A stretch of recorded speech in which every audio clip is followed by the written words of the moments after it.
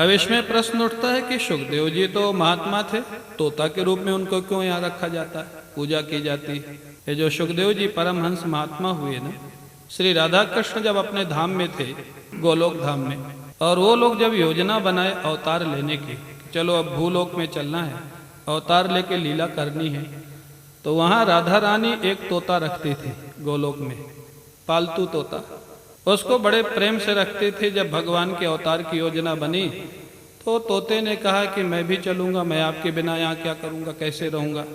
तब राधा रानी ने कहा कि ठीक है, तुम परमहंस सुखदेव का रूप लेकर के अवतार लो और सबको मेरी कथा सुनाना, हम लोग लीला करेंगे। तो राधा रानी के पालतू सुख थे सुखदेव, वही सुखदेव बन करके आए। इसलिए आप जानते हैं भागवत में कहीं श्री राधा नाम नहीं मिलता है। आप कहेंगे बड़ा आश्चर्य है, राधा रानी की ही तोता और राधा नाम नहीं मिलता, ये क्या संयोग है। बोले सुखदेव जी के हृदय में जैसे राधा नाम आता था, इतना विह्वल हो जाते थे कि उनका गला अवरुद्ध हो जाता था। तो राधा नाम हृदय में रहता था लेकिन वाणी से बाहर नहीं निकल पाता था। वो भाव था सुखदेव जी का। अनेक जगह वर्णन आएगा भागवत में कि सुखदेव जी कथा कहते कहते समाधिस्थ हो जाते थे।